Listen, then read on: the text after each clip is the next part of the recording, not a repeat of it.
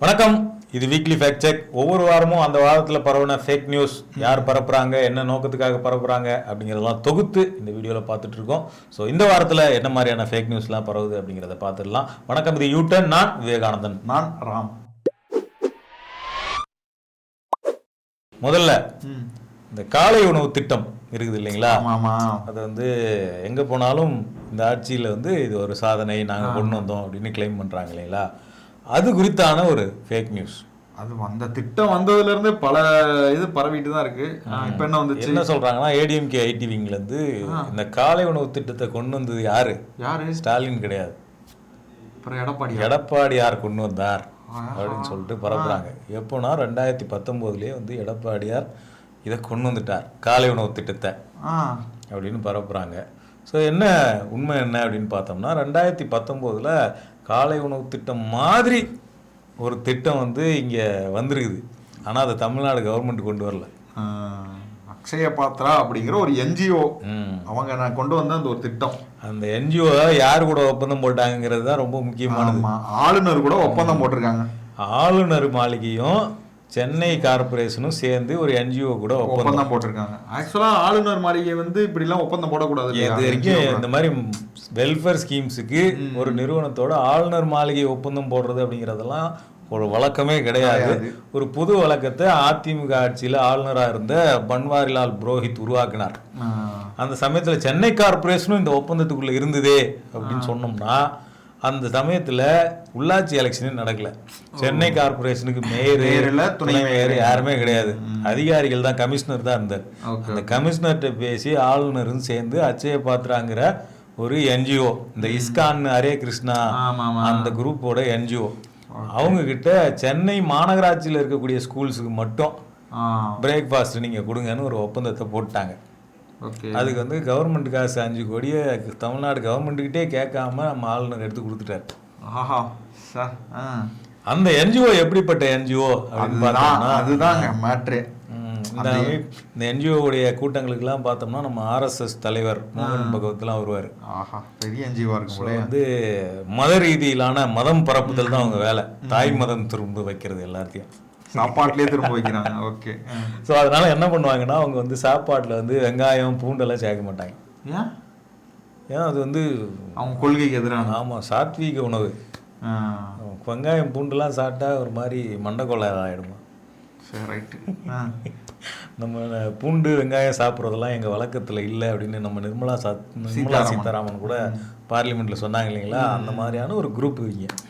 So இது ஒரு பெரிய சர்ச்சையாகி கடுமையான விமர்சனங்கள் முன்வைக்கப்பட்டுச்சு. ஆமா, அந்த டைம்ல செங்கோட்டையனே வந்து இது சம்பந்தமா பேசியிருக்கு. அப்போ அதிமுக அமைச்சராக இருந்தவர், இந்த மாதிரி நியூஸ் எல்லாம் வருது, இந்த மாதிரி ட்விட்டர் ஃபேஸ்புக்லாம் பரவுதே இல்லை, அது எல்லாமே வந்து போலியான செய்தி தான், இதுக்கும் தமிழ்நாடு அரசுக்கும் எந்த தொடர்பும் கிடையாது. தமிழ்நாடு அரசு காலை உணவு திட்டம் என்ற பெயரில் எந்த திட்டமும் கொண்டு வரப்படவில்லை. அது எப்போ அதிமுக பீரியட்ல அப்படின்னு அமைச்சரே சொல்லிட்டாரு. அன்னைக்கு அமைச்சரா இருந்த செங்கோட்டையன். ஆமா, இன்னைக்கு தாவே கலருகிறாரு. ஸோ இதுதான் வந்து ஃபேக்ட்டு. இதை மாற்றி தான் வந்து அப்போவே காலை உணவு திட்டத்தை கொண்டு வந்துட்டோம் அப்படின்னு சொல்லிட்டு போட்டுக்கிட்டு இருக்காங்க. அது அக்ஷய பாத்ரா திட்டம். இந்த மாதிரி அக்ஷய பாத்ரா பல ஸ்டேட்ல பண்ணிட்டு இருக்காங்க. ஒரு இஷ்யூ ஆச்சு.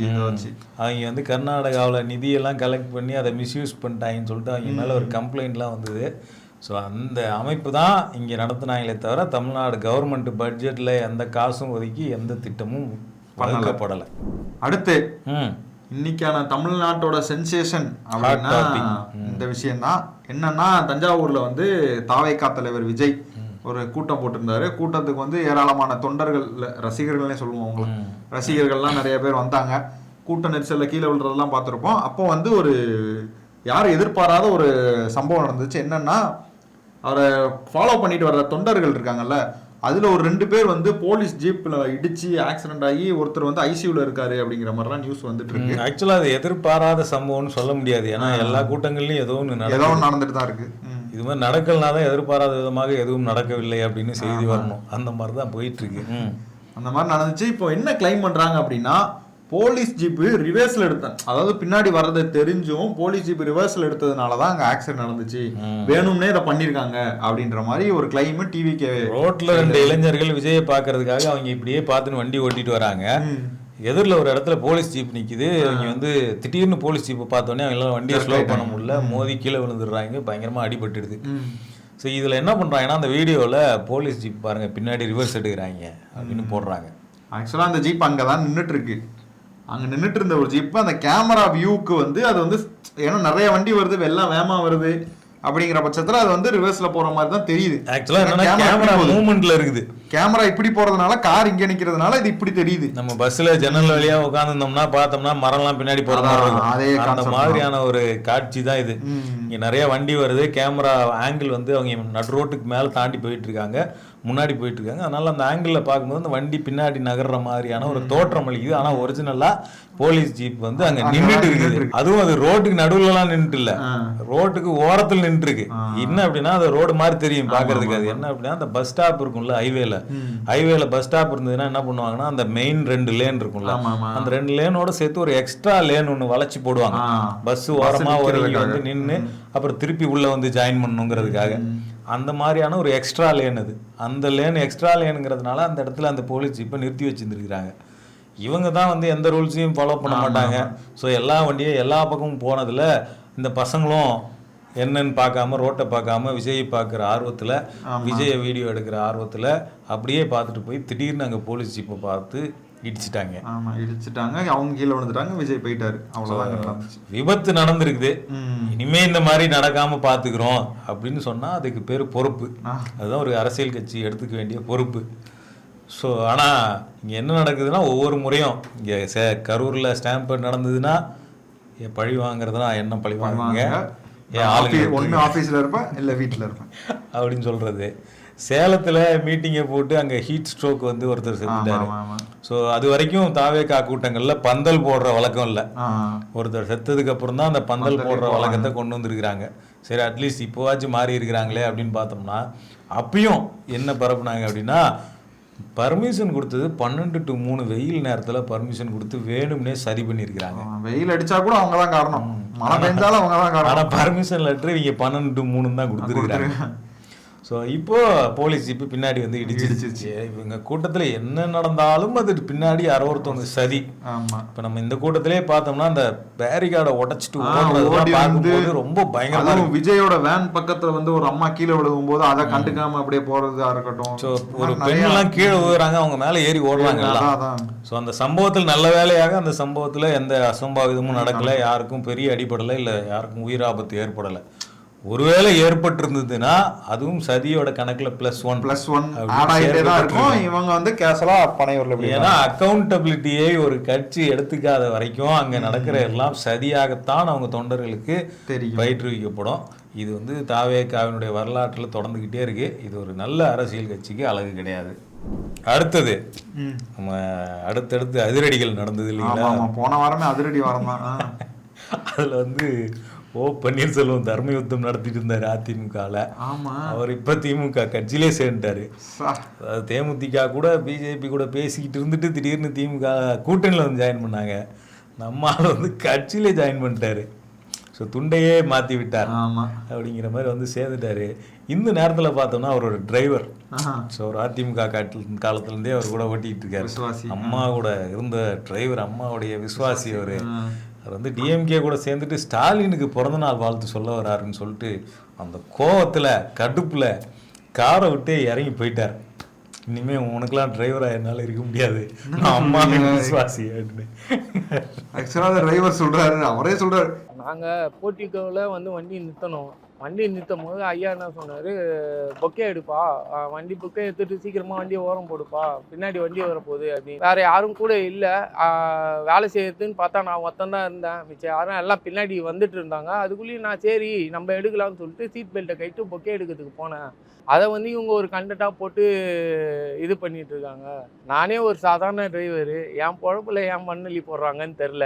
நானே ஒரு டிரைவரு, என்னைய போயிட்டு ஏங்க வந்து இப்படிலாம் சொல்றீங்க? ஒரு பொக்கே எடுக்க சொன்னாரு, அப்ப ஆள் யாரும் கிடையாது, அதனால பொக்கே எடுக்கிறதுக்காக கதவு திறந்தேன். அதுக்குள்ள நீங்க ஒரு கதையை கட்டி என்னென்னமோ பேசிட்டாங்க. என் பொழப்புல மண்ணலி போட்டுறாதீங்க அப்படின்னு அவர் ஒரு வீடியோ வெளியிட்டு இருக்கிறார் அந்த டிரைவர். தயவு செய்து அவர் உங்களுடைய அரசியலுக்காக ஒரு டிரைவரோட ஒன்னள்ளி ஆமா. போடாதீங்க, அதுதான் நம்ம சொல்றது. அடுத்தது ஈரான், இஸ்ரேல், அமெரிக்கா இந்த போர் வந்து எல்லாருக்குமே இப்போ வந்து சூடு பிடிச்சு போயிட்டு இருக்குது. ஒவ்வொரு பக்கமும் நிறைய இழப்புகள் அப்படிங்கிற போயிட்டு இருந்த சூழல்ல வந்து சிபிஎஸ்இ, அதாவது 10th 12th சிபிஎஸ்சியோட எக்ஸாம் இந்த போர் காரணமா வந்து கேன்சல் பண்ணிட்டாங்க. ரொம்ப கொடூரமான ஃபேக் நியூஸ் இது. மாணவர்களை வந்து கடுமையாக அஃபெக்ட் பண்ணுவாங்க. உண்மை நம்பி படிக்காம இருந்தாங்கன்னா. ஸோ இப்படி எல்லாம் பரப்புறது ரொம்ப தவறான செயல். சிபிஎஸ்இ எக்ஸாம் வந்து அப்படியெல்லாம் கேன்சல்லாம் பண்ணப்படலாட்டாங்க, ஆனா கேன்சல் பண்ணிருக்காங்க. எங்க பண்ணிருக்காங்க அப்படின்னா மிடில் ஈஸ்ட் கண்ட்ரிஸ், அதாவது இந்த போர் நடந்துட்டு இருக்குல்ல, துபாய், அபுதாபி, ஈரான், ஈராக் இந்த பக்கம் தான் வந்து அந்த அங்க இருக்கிற அந்த சிபிஎஸ்இ அந்த இதெல்லாம் இருக்கும்ல, அங்கதான் வந்து கேன்சல் பண்ணிருக்காங்க இப்போதைக்கு. ஸோ தமிழ்நாட்டிலயோ இந்தியாவிலயோ நடந்துக்கிட்டு தான் இருக்கு எக்ஸாம். பள்ளியில கேன்சல் கிடையாது. ஆமா, நடந்துக்கிட்டு தான் இருக்கு இப்போதைக்கு எக்ஸாம். அடுத்தது இந்த ஜேடி ட்ரால்ஸ் அப்படின்னு ஒரு ஐடி இப்போ பேன் பண்ணிட்டாங்க, சஸ்பெண்டே ஆயிடுச்சு. நல்ல வேலை. இந்த ஐடி நமக்கு நிறைய வேலை கொடுத்துட்டு இருந்தது. வேலைன்னா என்ன, சும்மா ஃபேக் வெறும் ஃபேக் நியூஸ். அந்த ஃபேக் நியூஸ் பரப்புறத ஒரு கல்ச்சராக இவங்க வந்து கிரியேட் பண்ணிட்டு இவர் வந்து டிவிகேவினுடைய விர்ச்சுவல் வாரியர்ல ஒருத்தர். ஸோ ஒன்லி ஃபேக் நியூஸ் பரப்புறது மட்டும்தான் அவர் வேலை. மற்றவங்கலாம் வந்து உண்மையான செய்தி போடுவாங்க, நடுவில் 1-2 ஏதோ ஒன்று ஃபேக் நியூஸ் பரப்புவாங்க. இந்த ஐடியோட வேலை என்னன்னா ஒன்லி ஃபேக் நியூஸ் தான். ஃபேக் நியூஸ் போட்டு அதை ஒரு ப்ரௌடாக சொல்லிக்கிறது, பார்த்தியா உன்னை எவ்வளோ வேலை வாங்கின பார்த்தியா, நீ இதெல்லாம் வருவன்னு தெரிஞ்சுதான் நான் போட்டேன் அப்படின்னு சொல்லி. காலேஜ் ஸ்கூல் போறாங்களான்னு தெரியல, வேலை வெட்டிக்கு போறாங்களான்னு தெரியல, ஆனால் அந்த ஃபேக் நியூஸை மட்டும் இந்த அக்கௌண்ட்ல இருந்து கரெக்டாக போட்டுட்டு இருப்பாப்புல, எங்க இருந்தா போடுவான்னு தெரியாது. ஸோ அதை ஒரு ப்ரௌடாக மாற்றக்கூடிய வேலையை ஃபேக் நியூஸ் போட்டு அடுத்தவனை மீடியாக்காரனை வேலை வாங்குறது அப்படிங்கிறது என்னோட முக்கியமான ரோல். அலைஞ்சு சாவுங்கடா அப்படிங்கிற மாதிரி அதை ஒரு ப்ரௌடாக ஃபேக் நியூஸ் போடுறத வந்து இந்த மாதிரி ஒரு ஒஸ்ட் கல்ச்சர் தமிழ்நாட்டில் வந்து இப்போ விர்ச்சுவல் வாரியர் வந்து கிரியேட் பண்ணிட்டு இருந்தாரு. ஸோ அவரோட அக்கௌண்ட் வந்து ட்விட்டரே சஸ்பெண்ட் பண்ணியிருக்குது. அவ்வளோதான் உனக்கு அப்படின்ற மாதிரி. ஸோ அவர் பரப்புன ஒரு ஃபேக் நியூஸ் என்னன்னா, சன் நியூஸு, கலைஞர் நியூஸு இதெல்லாம் வந்து ஒன்றிய அரசு வந்து தடை பண்ணிடுச்சு, பொய் செய்தி பரப்புறாங்கன்னு சொல்லிட்டு. பொய் செய்தி கிடையாது, அதுக்கு மேல 18+ கண்டென்ட். 18+? ஆமா, கலைஞர் செய்தி சன் டிவிலையா? அதுதாங்க ஹைலைட். 18+ கண்டென்ட் பப்ளிஷ் பண்ணதுனால ஒரு 5 சேனலை வந்து பேன் பண்ணிருக்காங்க.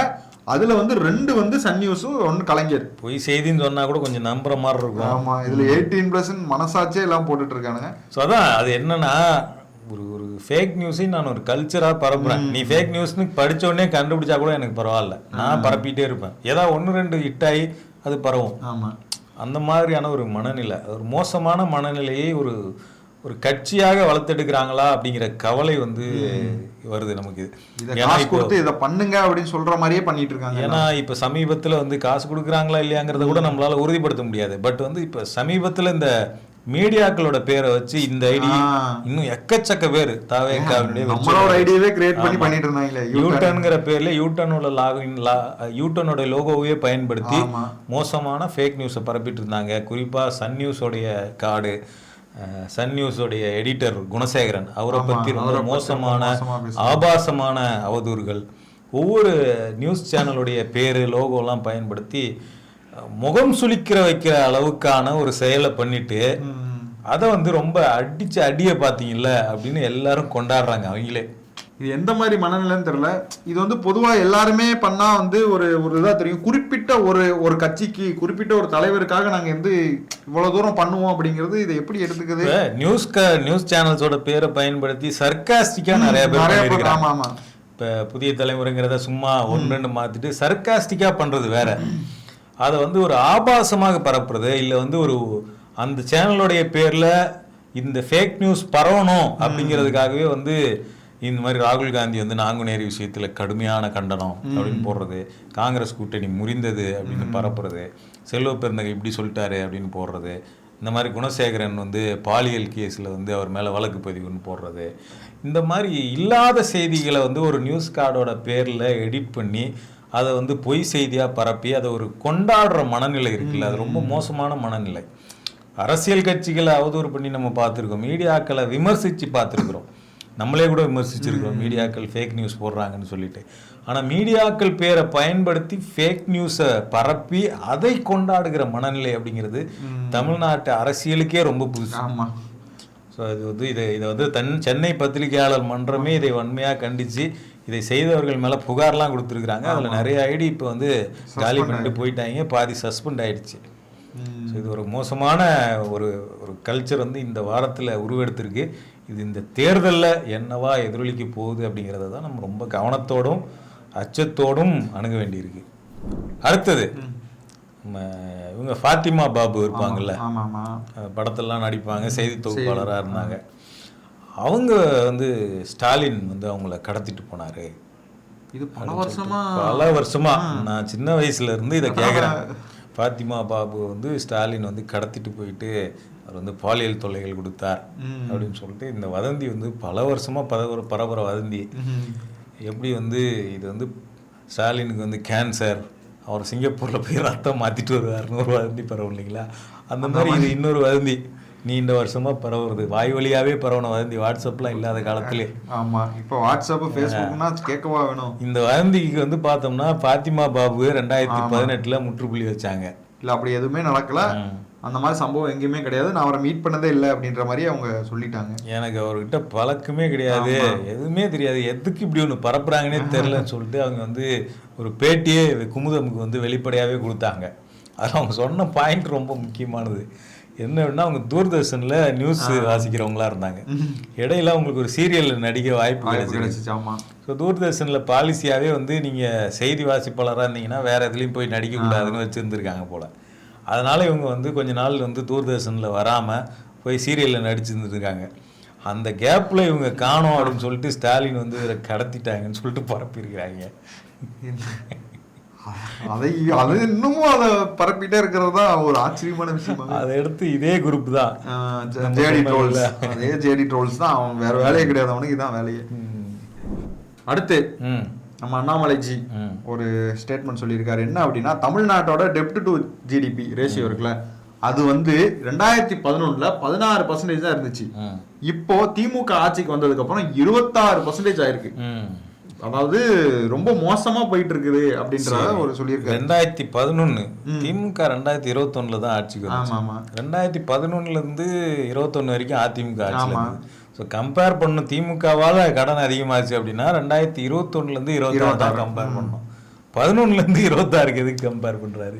அதாவது 11 வந்து 16 இருந்துச்சாமா, இவங்க ஆட்சிக்கு வந்தாங்கல்ல, அதாவது 2021 டு இந்த 26 இப்போ வரைக்கும் 26% வந்திருக்காங்க. சரி, இந்த கடன் குறித்து எக்கச்சக்க பேர் பேசிக்கிட்டு இருக்காங்க. கடன்ல மூழ்குது தமிழ்நாடு, கடனே அடைக்க முடியல, இவங்க 5000 ரூபா கொடுக்குறாங்க, கடனே அடைக்க முடியல 2000 கொடுக்குறேன்றாங்க, காசை கடன் வாங்கி வீணாக்குறாங்க அப்படின்னு சொல்லிட்டு பரப்புறாங்க.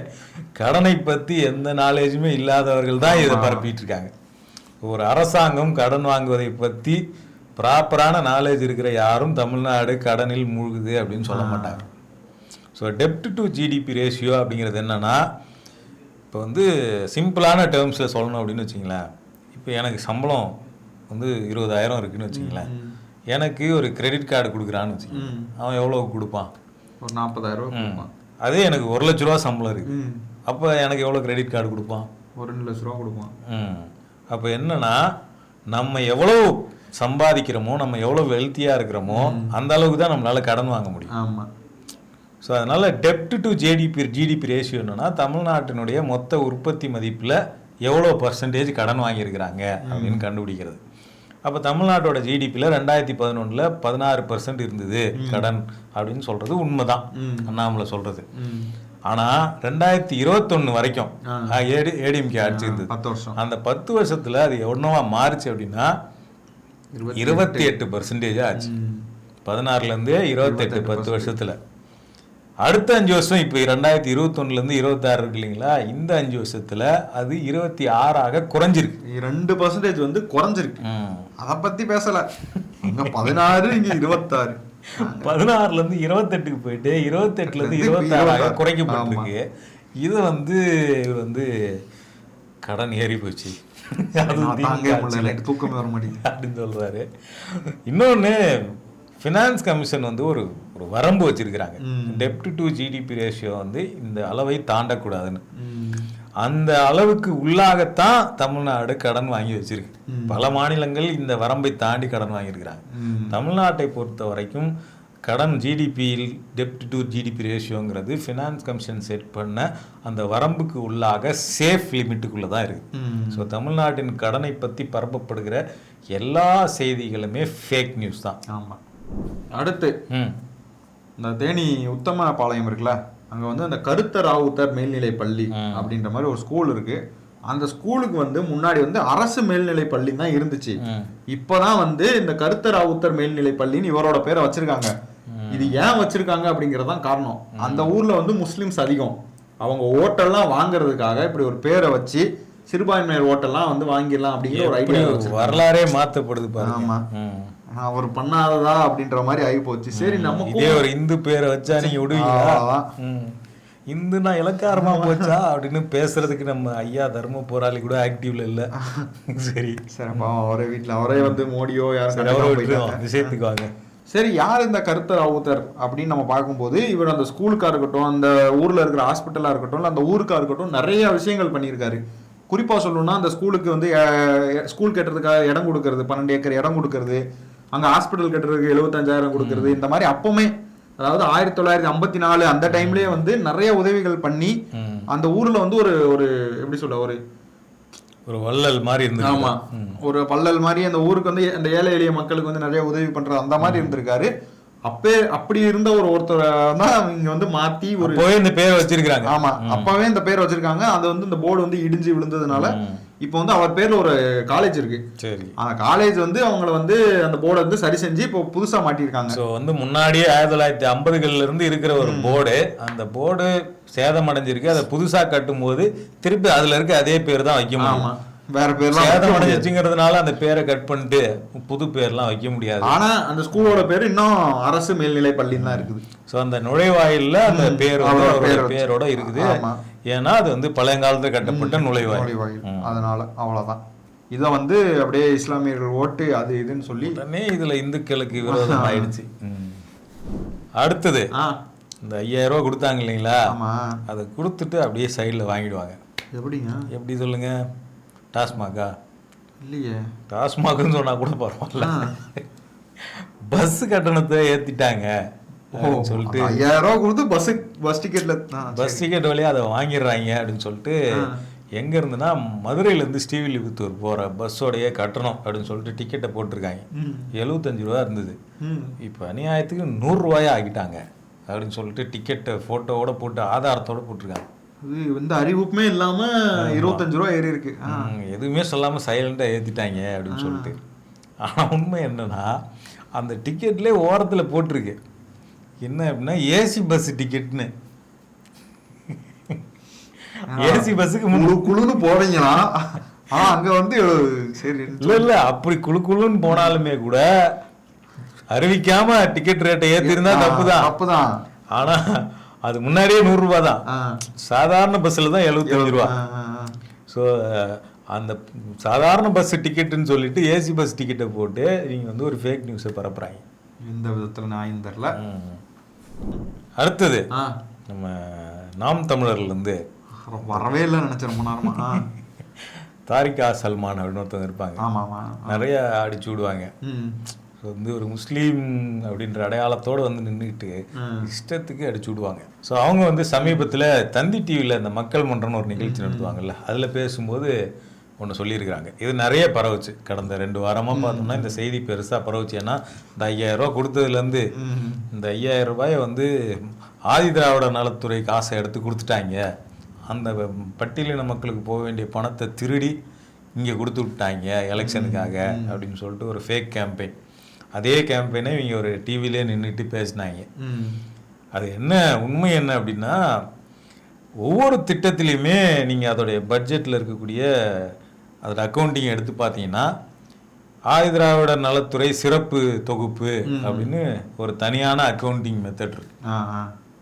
அதே மாதிரி இந்த மகளிர் உதவித்தொகையிலையும் அவங்க ஆர்டிஐயில் டேட்டா கேட்கும்போது மகளிர் உதவித்தொகையில் SCSP ஃபண்டு அப்படின்னு சொல்லிட்டு 13,000 செலவு பண்ணதில் ஒரு 4,400 கோடி வந்து SCSP ஃபண்டு அப்படின்னு போட்டிருக்காங்க. அந்த SCSP ஃபண்டுங்கிறது ஆதி திராவிட நலத்துறையோட ஃபண்டு கிடையாது. என்ன அப்படின்னா இந்தியாவில் 5 ஆண்டு திட்டங்கள் நடைமுறைப்படுத்தப்பட்டப்ப ஒரு குறிப்பிட்ட காலத்தில் அதை ரிவ்யூ பண்ணாங்க. அப்போ ரிவ்யூ பண்ணும்போது நம்ம நிறையா திட்டங்களை கொண்டு வரோம். அந்த திட்டங்கள்லாம் பட்டியலின மக்களுக்கு கரெக்டாக போய் சேருதா அப்படிங்கிற கேள்வி இருக்குது. ஏன்னா அவங்களுடைய சோஷியோ எக்கனாமிக் இண்டெக்ஸ் அப்படிங்கிறது இன்னும் பின்தங்கியே இருக்குது. அப்போ இந்த திட்டங்கள் ஒவ்வொரு பொது திட்டம் எந்த திட்டமாக இருந்தாலும் சரி, ஒரு பொது திட்டம் நீங்கள் கொண்டு வரீங்கன்னா அந்த திட்டத்தில் பட்டியலின மக்கள் எத்தனை பர்சன்டேஜ் இருக்கிறாங்களோ அத்தனை பர்சன்டேஜ் பணத்தை எடுத்து தனியாக அக்கௌண்டிங் பண்ணணும். அப்போதான் அந்த பணம் வந்து கரெக்டாக பட்டியலின மக்களுக்கு போய் சேருது அப்படிங்கிறத உறுதிப்படுத்தணும் அப்படின்னு சொல்லிட்டு இந்தியாவில் அது கொண்டு வந்து நடைமுறை. இது தமிழ்நாட்டில் மட்டும் இல்லை, இந்தியா முழுக்க இருக்குது. இதை இன்னும் வலுப்படுத்தி 2024 தமிழ்நாட்டில் ஒரு சட்டம் கொண்டு வரப்பட்டுச்சு.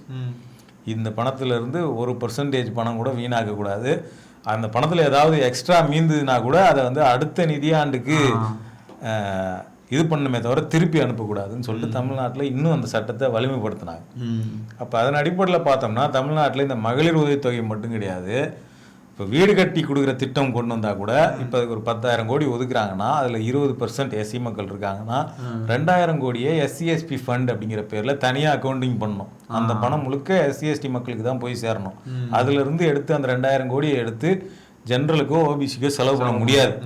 ஸோ கரெக்டாக டார்கெட் பண்ணி SC/ST மக்களுடைய நலனுக்காக ஒரு பொது திட்டத்தினுடைய பலன் போய் சேரணும் அப்படிங்கிறதுக்காக இந்த அக்கௌண்டிங் ப்ராசஸ் வந்து இருக்குது. இதை தான் இந்த SC/STங்கிற பேரை வச்சுக்கிட்டு ஆதிதிராவிட நலத்துறையோட ஃபண்டை எடுத்து இங்கே கொடுத்துட்டாங்கன்னு ஒரு கதையை உருட்டிக்கிட்டு இருக்காங்க. அடுத்து இப்போ வந்து இந்த கருத்தா ராவுத்தர் ஸ்கூல் பார்த்தோம் அதுக்கு முன்னாடி. இப்போ வந்து அடுத்து லேடி வில்லிங்டன் அப்படிங்கிற ஒரு ஸ்கூல், சென்னையில் இருக்கிற ஒரு ஸ்கூல் தான்.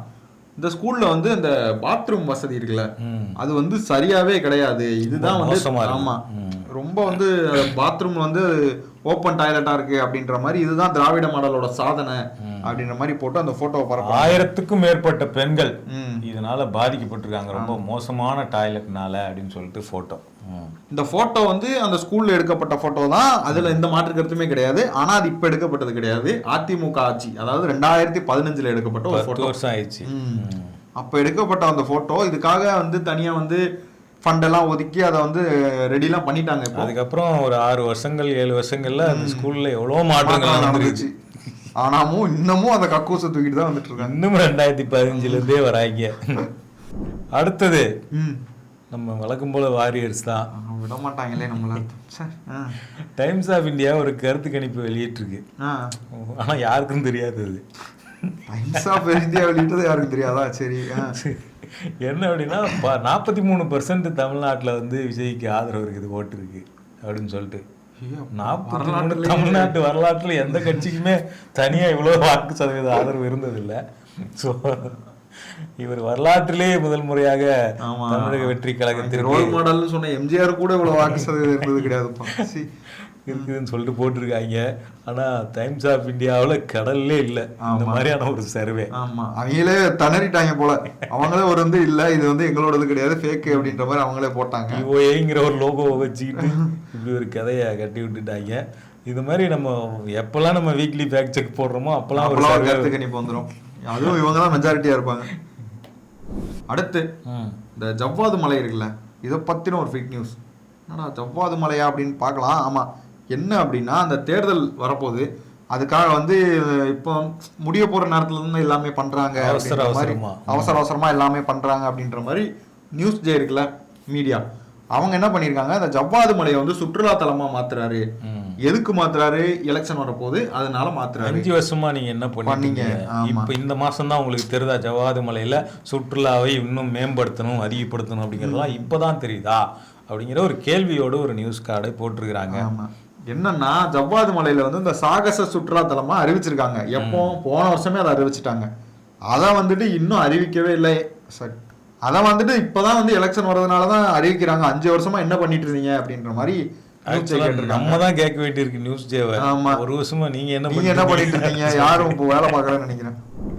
அடுத்தது மீண்டும் நம்ம இவர் வாரியர் கிடையாது, கட்சியில நிர்வாகியா இருக்கிறாரு. வாரியருக்கு அடுத்த லெவல். வாரியர்னா ஃபேக் நியூஸ் பரப்புவாங்க, இவர் வந்து நிர்வாகிங்கிறதுனால இவர் மேடையில பேசுவாரு. அந்த மேடையில பேசும்போது என்ன பேசியிருக்கிறாருன்னா, காஞ்சிபுரத்துல பேசும்போது காஞ்சிபுரத்துல காஞ்சினாலே பட்டு. ஆமா ஆமா. ஸோ நெசவு அப்படிங்கிறது தான் காஞ்சிபுரம்னா ஃபர்ஸ்ட் நினைவுக்கு வர்றது எல்லாருக்கும் அதான். இவ்வளோ முக்கியமான காஞ்சிபுரத்துல நெசவாளர் கூட்டுறவு சங்கமே இல்லை அப்படின்னு பேசியிருக்கிறார். பட்டு வந்து உலகம் ஃபுல்லா அனுப்புற அந்த பட்டுக்கு அங்க ஒரு நெசவாளர் கூட்டுறவு சங்கம் இல்லையாமா. இவ்வளோ பேர் பட்டு, இவ்வளோ காஞ்சிபுரம் பட்டு பயங்கர ஃபேமஸ் இந்தியா முழுக்க, உலகம் முழுக்க. ஆனால் உண்மையில் அப்படி இருக்குதா இல்லையான்னு சொல்லிட்டு பார்த்தோம்னா அங்கே அறிஞர் அண்ணா பேரில் ஆல்ரெடி வந்து நெசவாளர் கூட்டுறவு சங்கம் இருக்குது. இதுக்கு சம்மந்தமாக கவர்மெண்ட்லேருந்து பல ஸ்கீம்ஸ் இருக்குது, அறிக்கைகள் வெளியிட்டிருக்காங்க. எப்போலேருந்து இருக்குதுன்னா 1971 இருக்குது. போச்சுரா. நம்ம ஆள் காஞ்சிபுரத்துக்காரா இல்லையாங்கிறது தான் நமக்கு தெரியல. அவர் எப்போ பிறந்தாருன்னு தெரியல. அதனால் நெசவாளர் கூட்டுறவு சங்கமே காஞ்சிபுரத்தில் இல்லை அப்படின்னு சொல்லுது தவறான தகவல். ஆல்ரெடி இருக்குது, 50 வருஷமா இருக்குது. அடுத்து நம்ம சூப்பர் ஸ்டார் ரஜினிகாந்த் இருக்கார்ல, அவரோட ஸ்டேட்மெண்ட் ஒண்ணு என்ன அப்படின்னா, திமுக கூட்டணிக்கு வாக்களிச்சா கடவுளால கூட தமிழ்நாடை காப்பாற்ற முடியாது அப்படின்ற மாதிரி சொல்லிட்டாரு. ரஜினி சொன்னாரு. ஆமா, ஒரு புதிய தலைமுறை. இப்போ சமீபத்தில் ஸ்டாலினுக்கு பிறந்தநாள் வீடியோலாம் கொடுத்துருந்தாரு. அதுதாங்க இதுவே, அது ஒரு ஃபேக்கு.